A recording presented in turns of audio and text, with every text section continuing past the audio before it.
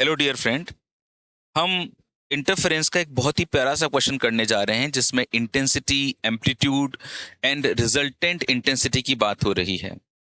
To coherent sources of equal intensities produce a maximum of 100 units.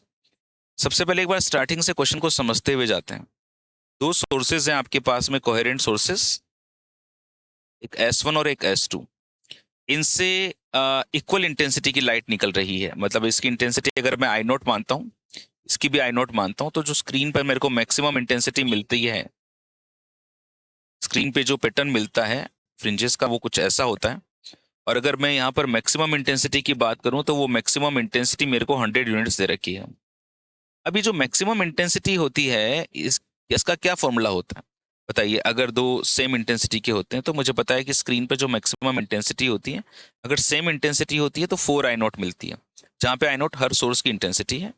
और अगर intensity अलग अलग हो सोर्सेज की, तो मैक्सिमम इंटेंसिटी का ये फॉर्मूला होता है।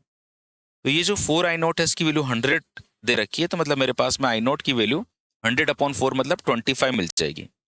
ओके, तो इसका मतलब आई नोट की वैल्यू 25 है और इसकी भी वैल्यू 25 है। If the amplitude of the one of the sources is reduced by 20%, यहां से जो लाइट बाहर निकली और यहां से जो लाइट बाहर निकली, इनके जो एम्पलीट्यूड्स हैं, ऑब्वियसली जब इंटेंसिटी बराबर है स्टार्टिंग में तो एम्पलीट्यूड्स भी बराबर होंगे ना।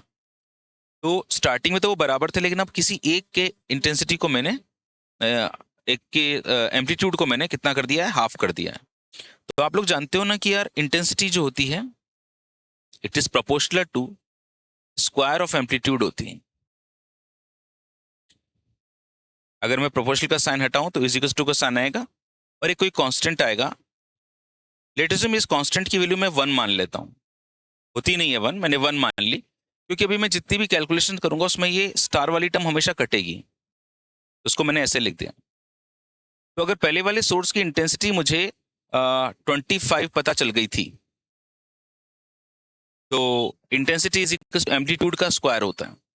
उसका मतलब एम्पलीट्यूड कितना है मेरे पास में, 25 का रूट मतलब 5। तो ये वाला जो एम्पलीट्यूड है ये 5 है और ये वाला एम्पलीट्यूड भी 5 है। इन किसी एक का जो एम्पलीट्यूड है वो मैं 20% कम कर दिया। चलो मैं इसकी बात करता हूँ। तो इसको मैंने कम कर दिया, अब ये A2 नहीं रहा मान लीजिए, अब ये कुछ नया A2 डैश बन गया। इसकी वैल्यू 20% कम हो गई। कोई चीज 20% कम हो जाती है तो कितनी रह जाती है, 80%। बिल्कुल सही, 100 में से 20 घटाओगे तो 80%। तो जो अब नया A2 है, इट इज 80% ऑफ पुराना A2। 80% का मतलब 100 में से 80 नंबर आए हैं। पहले एम्पलीट्यूड कितना था, 5, तो ये हो गया 4/5, 5 से 5 कट गया, ये कितना आ गया, 4 आ गया। ओके, तो अब एक जो एम्पलीट्यूड है मेरे पास में वो कितना है, मेरे पास में 5, और दूसरे का कितना है, 4। Maximum intensity produced. अब देखो दोनों के एम्पलीट्यूड्स अलग अलग हो तो इंटेंसिटी अलग अलग हो जाएगी, और इंटेंसिटी अलग हो गई तो फिर मैक्सिमम इंटेंसिटी कुछ अलग आएगी। तो मेरे को मैक्सिमम इंटेंसिटी कैलकुलेट करनी है। तो मैक्सिमम इंटेंसिटी बराबर हो जाएगा आपका √I1 प्लस √I2 का होल स्क्वायर। अच्छा एक बात बताओ, ये तो अभी मैंने आपको बताया था ना, I is equal to A square होता है, तो √I बराबर A हो गया। इसका मतलब जो √I1 है इसको मैं A1 लिख दूं, जो √I2 है इसको A2 लिख दूं, इसका होल स्क्वायर। A1 कितना है मेरे पास में, 5। A2 कितना है मेरे पास में, 4। 5 + 4 का होल स्क्वायर, 9 का स्क्वायर, मतलब 81 आ गया। सो माई आंसर इज 81।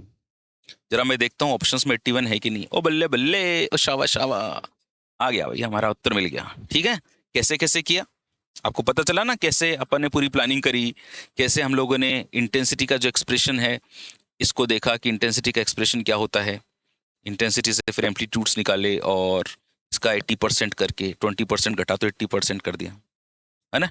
अच्छा क्वेश्चन है, मतलब बढ़िया मजेदार क्वेश्चन है। तो आई होप आप लोगों ने एंजॉय किया होगा, आपकी प्रॉब्लम भी दूर हुई होगी। कोई भी क्वेश्चन जो अच्छा लगे उसे अपनी कॉपी में नोट कर लेना चाहिए, जिससे वो बार बार रिवीजन के तौर पे हमारी आंखों के सामने आए। Okay, thank you so much, God bless you. और भाई तूने जो भी सपना देखा है तेरा पूरा होगा।